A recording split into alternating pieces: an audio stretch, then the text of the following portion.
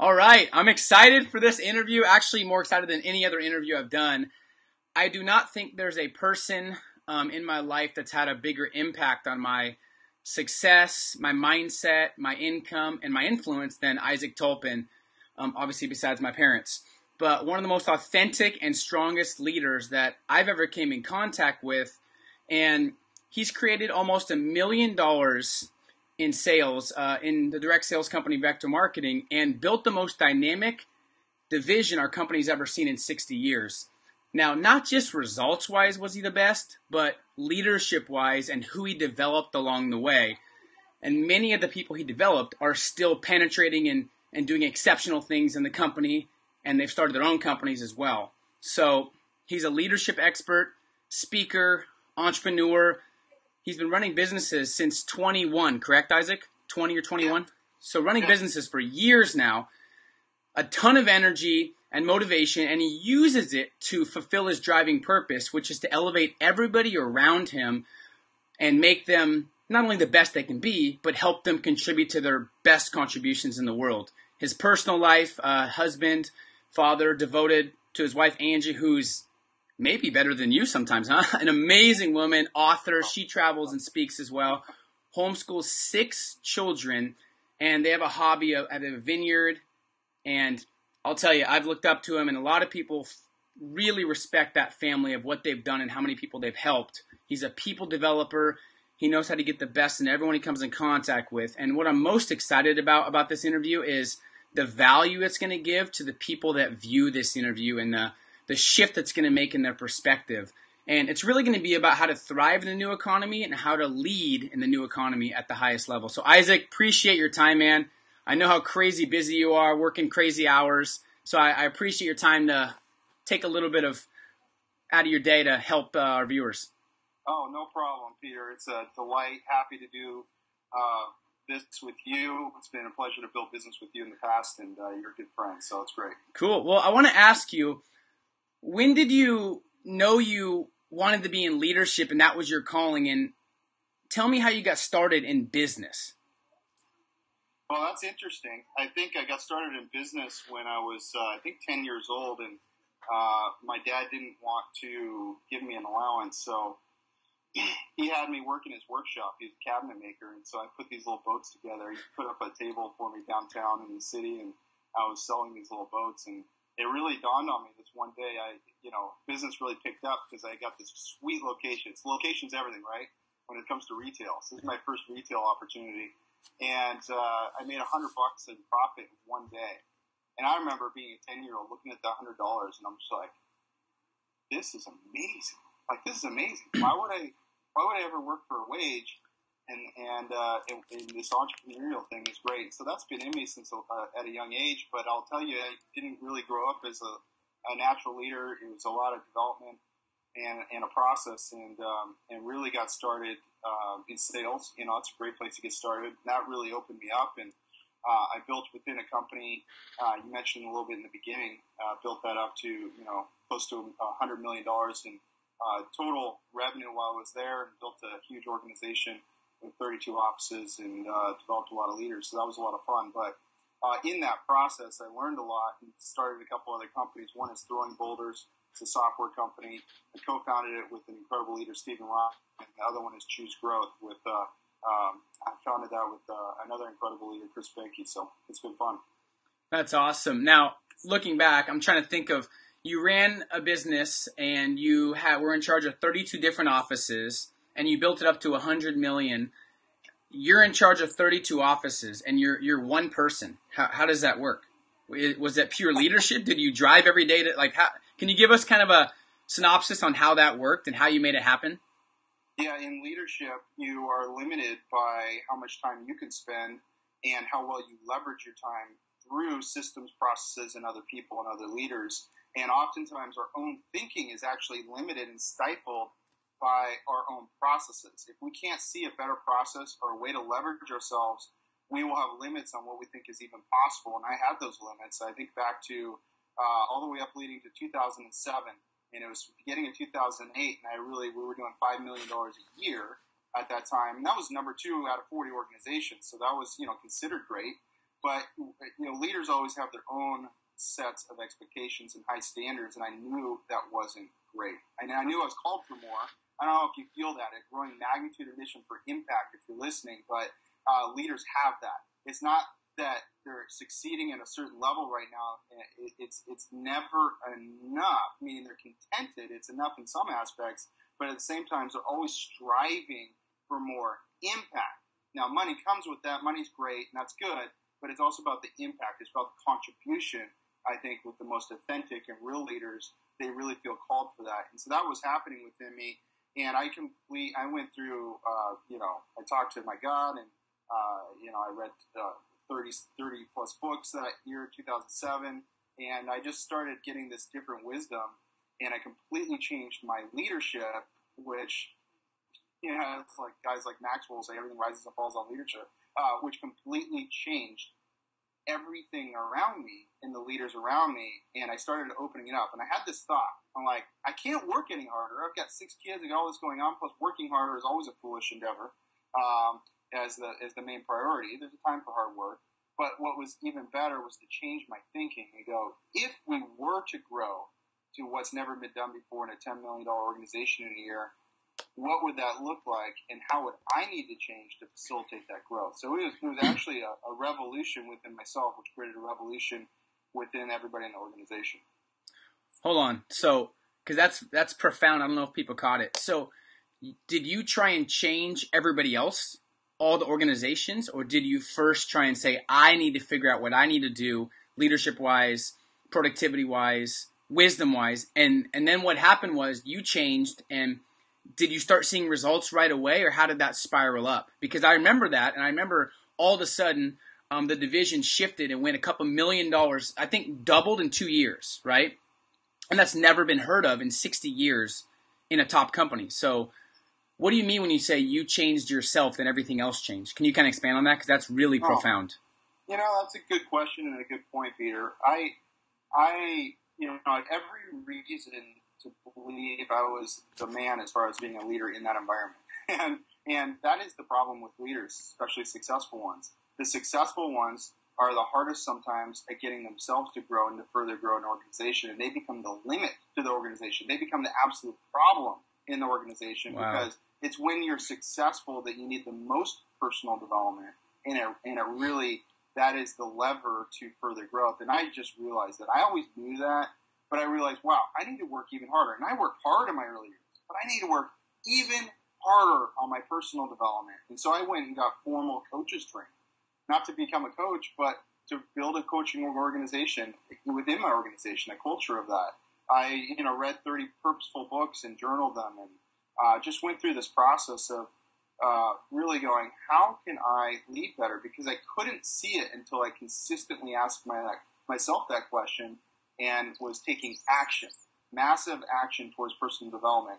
And it always starts there. It always starts with the leader.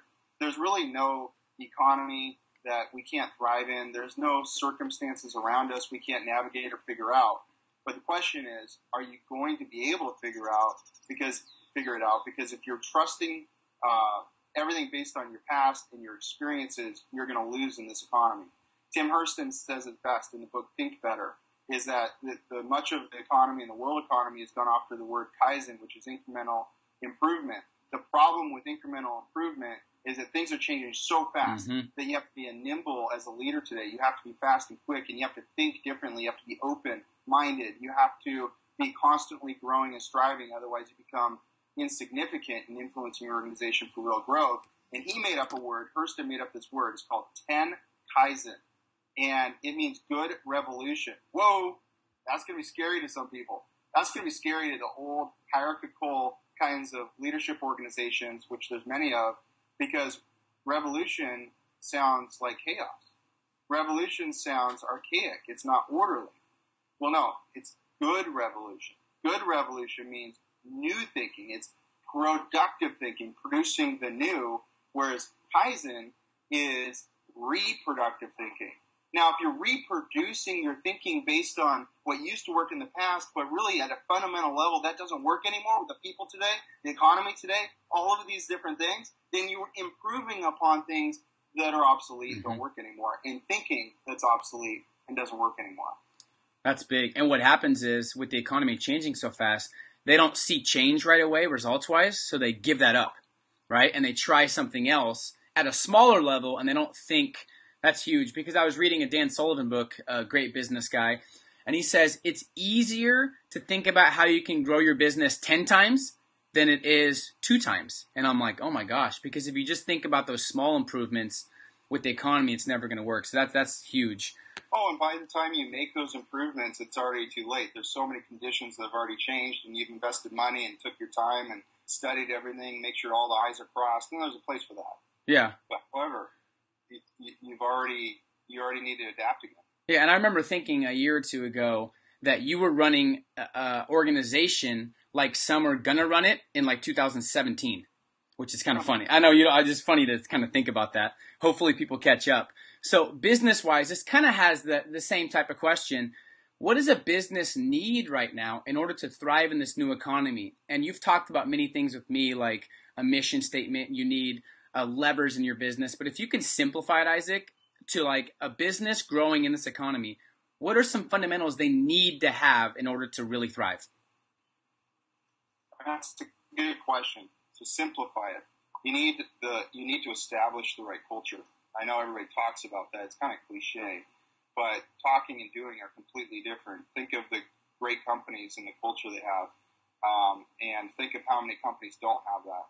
Because there's always a culture. The question is, did you decide to have the culture you want, or are you just letting the culture that exists, Yeah. which is always mediocre compared to what's possible? So you got to have a great culture, and you got to establish that. It's got to be in alignment with core values of the company and the vision of the organization. And that culture has got to be within the DNA of the leadership team. Otherwise, you have the wrong leaders or you have the wrong culture that you're trying to accomplish, because you'll never talk about it, you'll never drive it into existence unless it is in the convictions and the hearts of the leaders. That's got to be incredibly important. So culture. You've got to operationalize. I mean, this is a little bit different here, but there's got to be systems.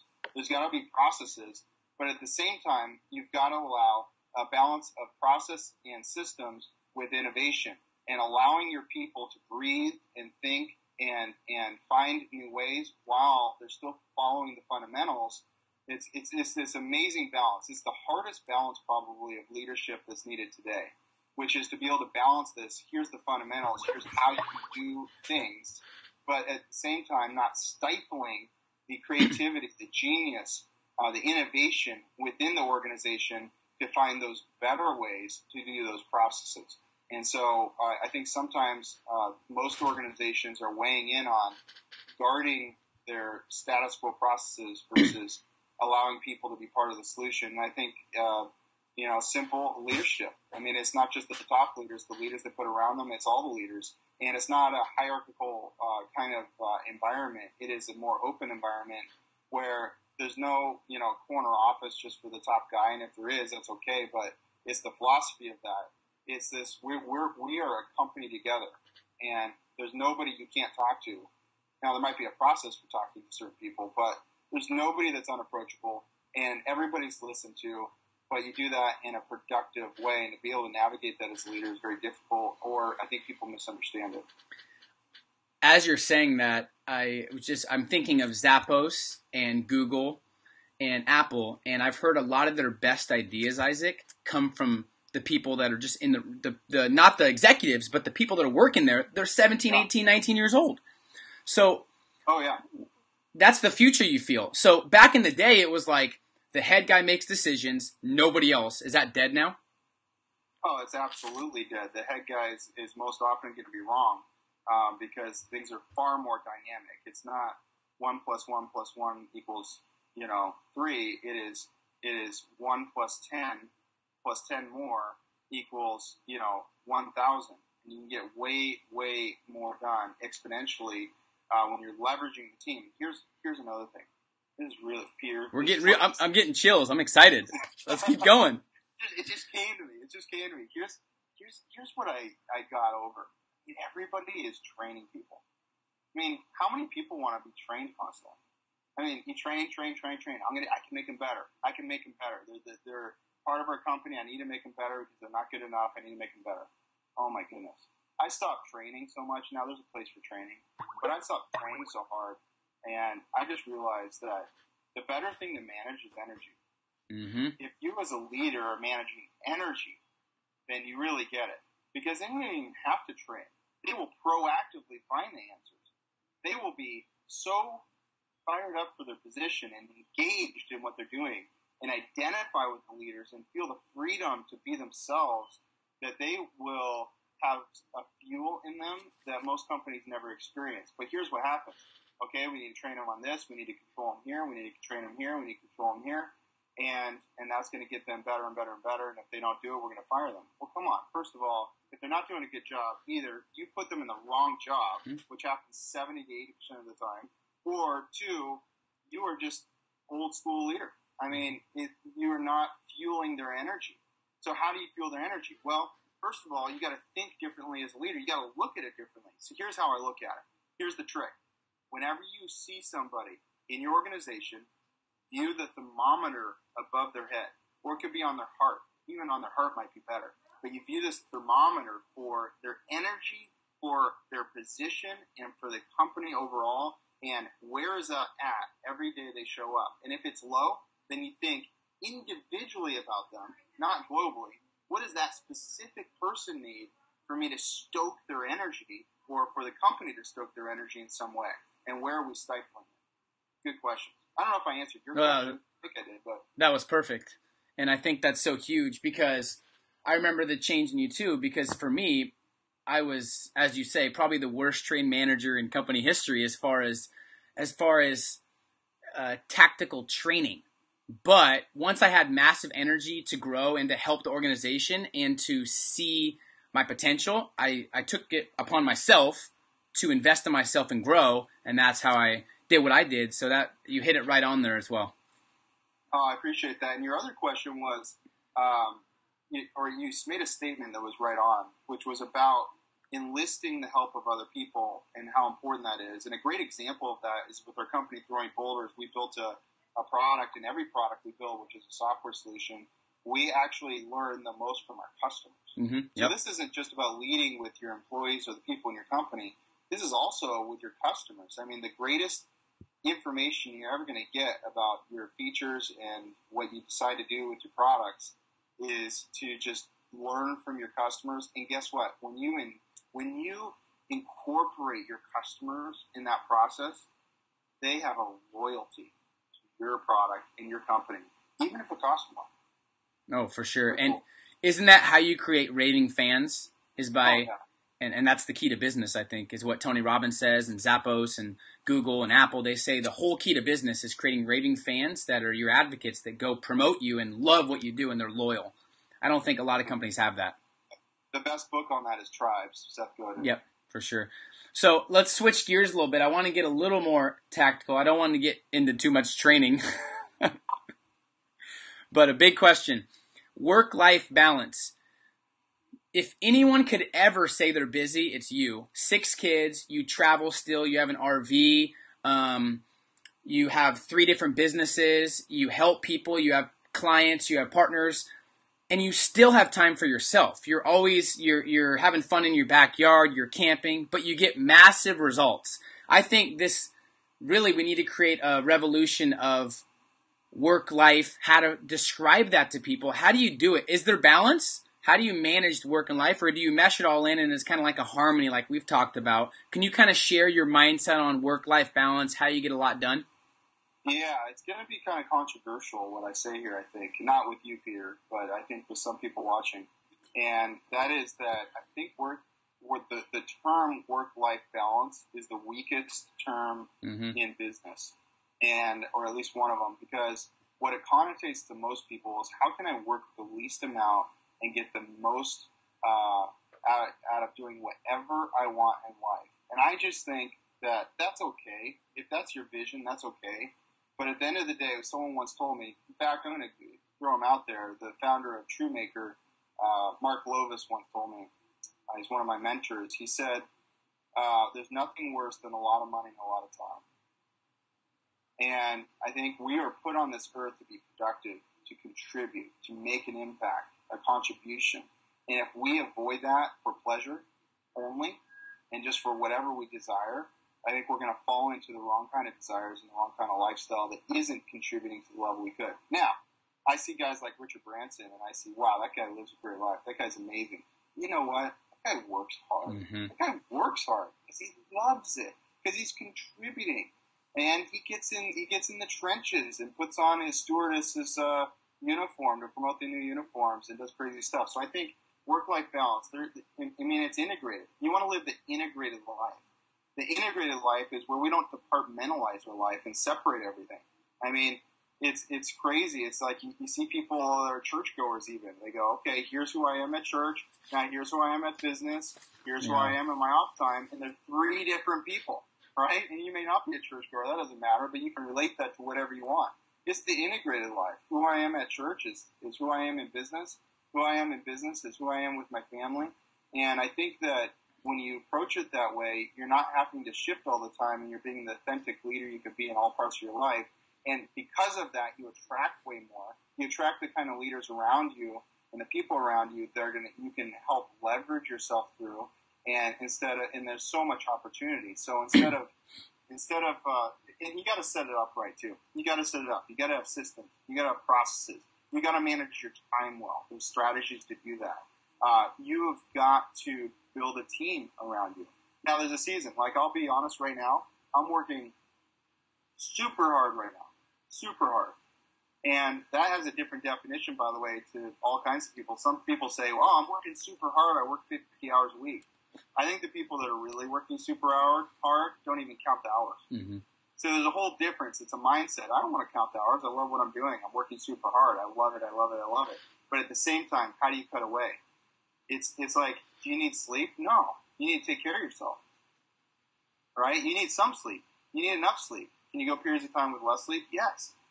Is that okay? Yes.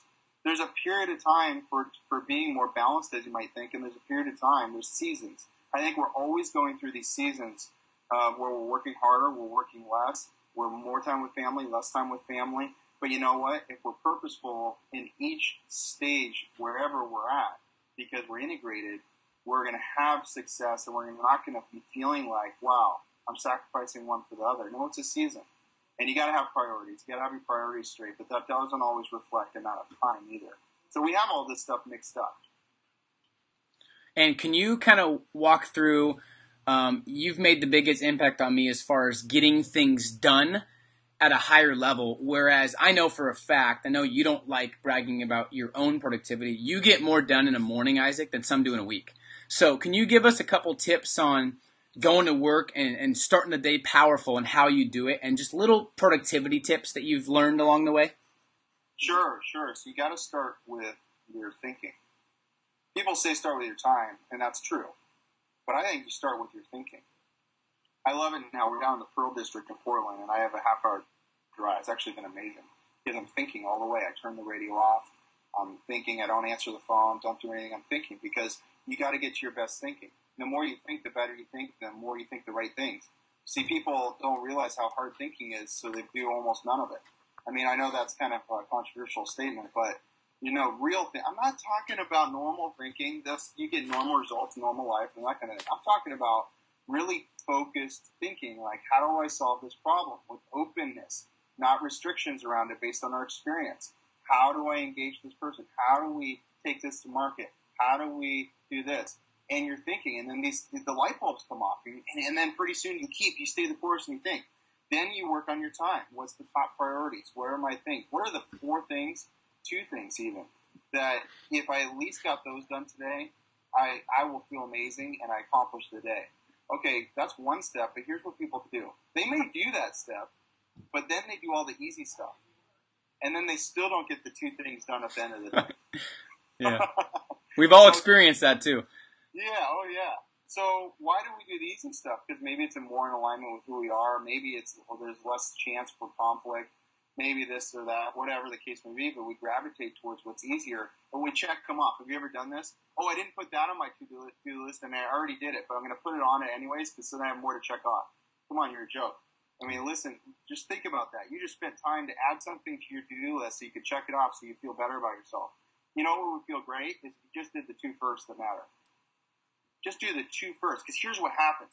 Your personal energy changes the entire day. You are removing anxiety, and you're operating now in your strength as a leader and your confidence and clarity of thinking, because you've already got the hardest things out of the way, and now you're only doing the rest of the stuff. And the rest of the stuff is so simple anyways, and if you start with the other stuff, you will take longer doing it because you're subconsciously procrastinating and hoping the day goes by and you don't actually have to get to those other things. No, really think about it. Get honest with yourself. You're actually hoping you don't get to those other things, and you call yourself busy all day long. Now, I'm being a little bit tough right there. That might not be you. But I think I'm trying to do that for a point, for a fact, is that we can all get better. I can even get better at managing my time. I'm always trying to get better at that and analyze that, because are you doing the hardest things first? Are you starting with your thinking and then your time and planning?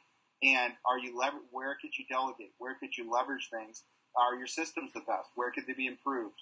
Your processes, and really thinking through that. That's great. And then also, what I think you were so in the zone, what you're good at too, that I've noticed, is you have no distractions. You put away things. I see that so many times with people that reach out to me and people that I've coached and led, and also people that I just see trying to be productive. They have their phone, they have the internet. How do you minimize all distractions? Just real quick, because I think that's powerful. Oh, yeah, distractions are huge. They got their little messaging thing up in the corner of their screen constantly opening. They got this and that. Oh, they're like a little bee going flower to flower. Oh, I got text message. Right? They're buzzing all day long. And what happens is they never really get to their best focus and effectiveness. I think it was HBR that said it takes a full 17 minutes once somebody's distracted by something to get back to the same level of focus they were in before they got distracted. Well, guess what that means? Really calculate this for yourself. Go through the day and do a little journal entry. How long do you actually stay focused on one thing with zero distractions?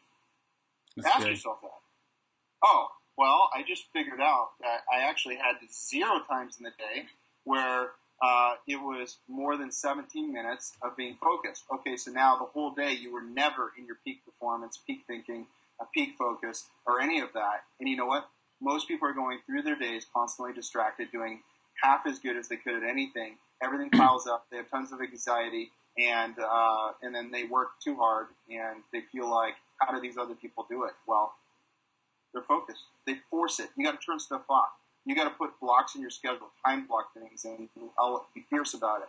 Nobody is going to bother this unless my daughter needs to go to the hospital. I mean, nothing's going to bother this time. The phone rang. Who cares if the phone rang?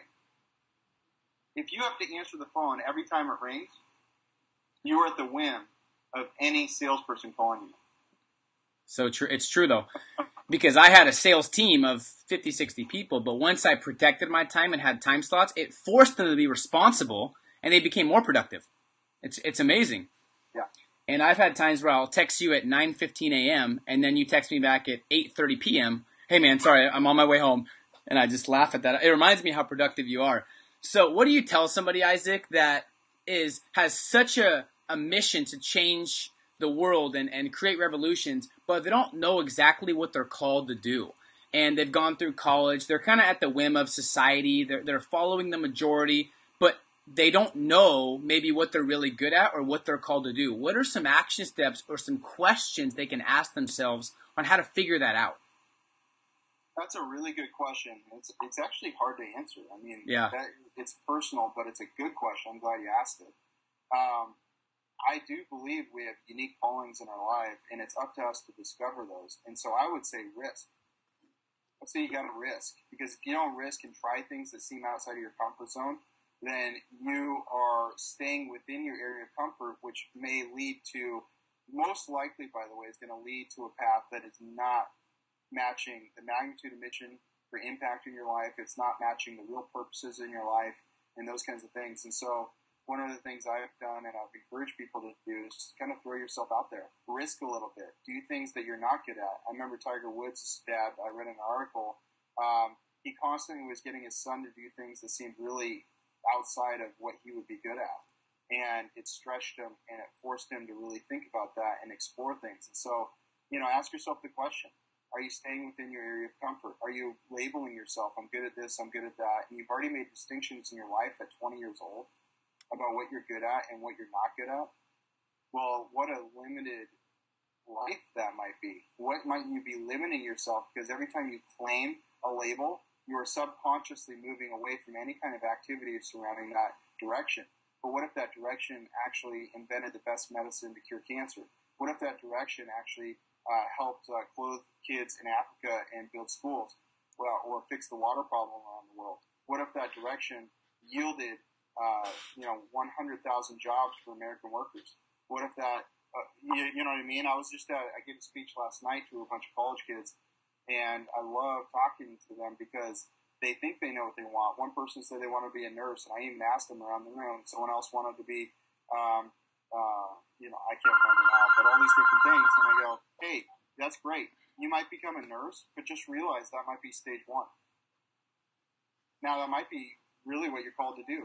You don't know for a fact, keep pressing on that. But know this for sure, we're unique. We have unique skills and abilities, and focus on where you are good at, but don't limit yourself of how those can be applied. Don't limit it by industries or specific jobs or these kinds of things, because you're limiting the scope, the breadth, because you might become a nurse, but within you is a greater magnitude of mission for impact that will use those skills in greater ways. Mm-hmm. So just don't isolate yourself based on what the world says is a category that you feel a desire for. Just realize that category might be limiting you. Think of it in a broader scale at first, and really think about how you can make the biggest and most effective contribution based on the uniqueness of who you are. I think that's huge as well. And on this, and I'm going to end soon, I know you got to go, but college, we both went to college, right? And I'm seeing more and more, Isaac, that it's not the answer. It's a stepping stone. It can be. If college isn't for somebody, well, let me unplug this. If college isn't for somebody, that's fine too. But can you explain in your terms why college isn't enough anymore? And I don't think it's even close to enough anymore. Why not? Yeah, it's funny because I was preaching that 15 years ago, and now it's kind of resonating as truth without having to preach that. Yeah, it's everywhere now. It's everywhere now, and I just remember people looking at me with cross eyes 15 years ago when I was preaching this stuff, and but it's so true, and I just personally experienced it. Yeah, I got my degree at the University of Washington, but really it's just a piece. I mean, how many people have their degrees from some university? Well, you're a pawn in a sea of applicants. I mean, okay, that says you can take tests and regurgitate information and spit it back and do well. Now, hey, for the academics out there, I know there's a lot more to it when you're passionate about your school and get your PhD and all that. And I do believe in education. My kids will be going to university most likely. But it's just a little piece. And really, truly, some people shouldn't do it. And some of those people that shouldn't do it are the ones that are going to change the world. And some of the people that do it change the world too. But you know what? Some people are just very different. They're hands-on. I don't know about you, Peter, but I had times where I was sitting in a classroom, and this is a little bit graphic, but I literally had visions of picking up my desk, throwing it out the window, and jumping after it. And I don't know, that's a little extreme, I know, for some people watching. And that's just the way I'm built. And I know everybody's not built that way, but I mean, it was like, sometimes it just doesn't feel as productive as it could be. So now, I will say this to students, and I wish I could have said this to myself. Well, it's up to you to make it productive. So the question is, while you're in school, how do you make it super productive? Don't do just school. Mm-hmm. Also, while you're in school, get the most out of it. If the teacher is boring, then go do follow-up questions and challenge that teacher to be a more dynamic speaker. I used to just judge them for not being very dynamic. You know what I should have been doing?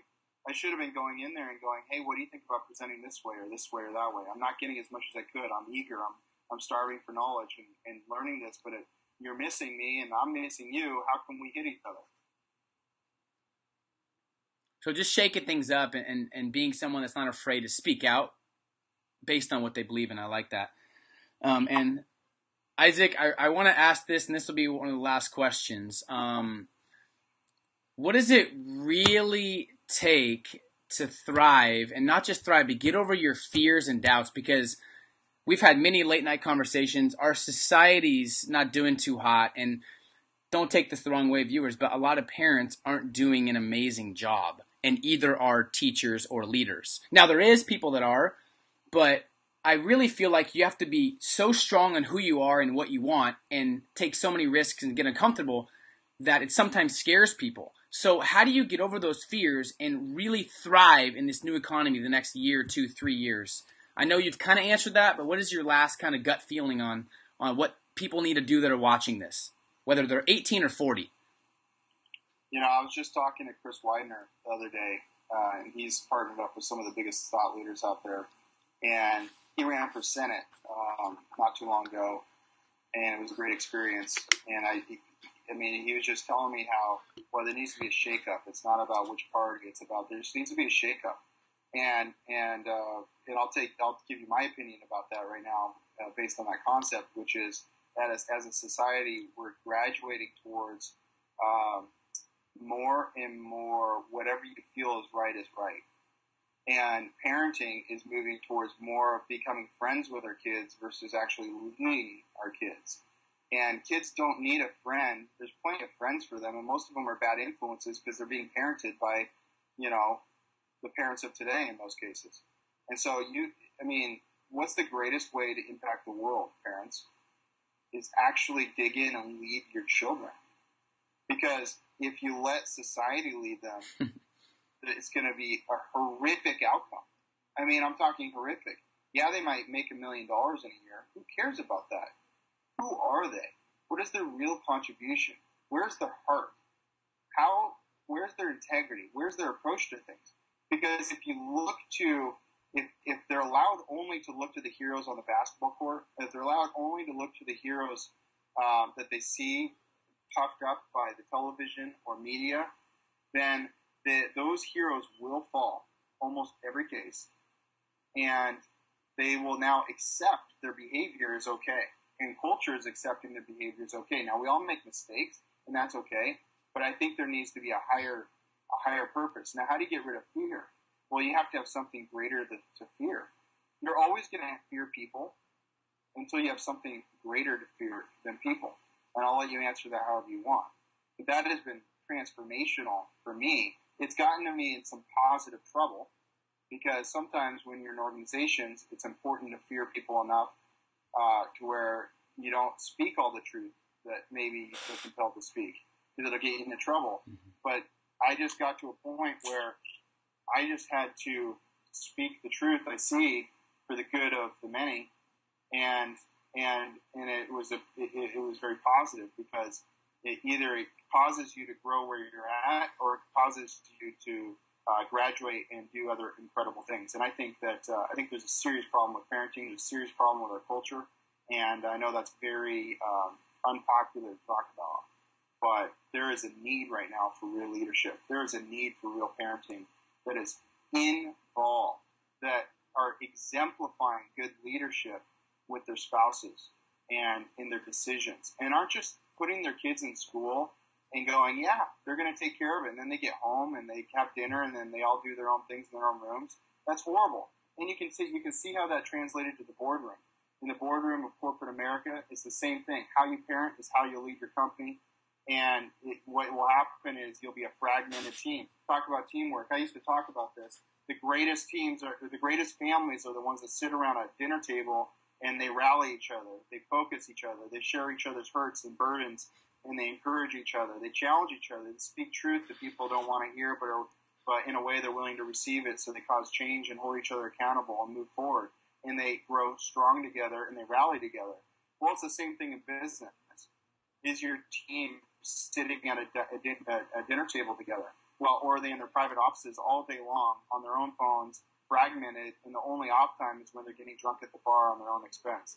Okay, so the thing is are you really creating a culture of teamwork, of facilitation, of what I like to call co-opetition, where there is no competition for jobs?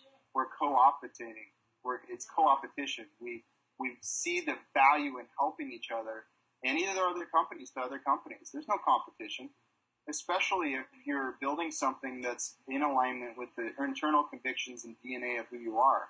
There's no competition in the world, and if that exists within a big company too of the leadership team, there's going to be no competition. I know that was a long answer, but I'm passionate about it. We have to get back to, the scary word here, morality.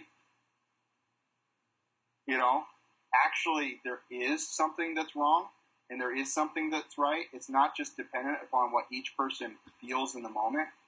If a culture goes to where what people just feel in the moment, you have on the outside what looks like freedom, and what actually is chaos. Good answer. Couldn't ask for anything better than that. And my hope is the people that are watching develop themselves enough where they can lead and make positive change. And you've done your part times 100, Isaac, to impact as many people as possible. And I'm sure people are going to want to know more about you that haven't heard from you or heard of you. Where can they learn more about what you do? And where can they reach out? I know you're super busy, but where can they reach out to you and kind of learn more about who you are and your mission? Yeah, due to just several projects, I have a site called isaachtolpin.com. It's IsaacTolpin.com. So you can just Google my name, Isaac Tolpin, and find me. You can go to isaachtolpin.com. You can see the projects I'm working on or connect if you'd like to. I'm pretty open about that if you want to connect. The two companies are choosegrowth.com and throwingboulders.com. Throwing Boulders, I'd love to plug this. Our new product is revolutionary, absolutely revolutionary for managing teams and people and communicating with them beyond a CRM. And that is concourse.io. So it's pretty incredible. Thank you. That's awesome. Make sure everyone checks that out. And Isaac, I appreciate your time. And I know I've been studying your company, and it's going to make a massive change in business and leadership. So I'm excited to grow with you along the way, and have an amazing day, man. Once again, much respect to you for taking time out and sharing your mission with us. So talk to you soon, man. Yeah, take care. I really appreciate it. Bye.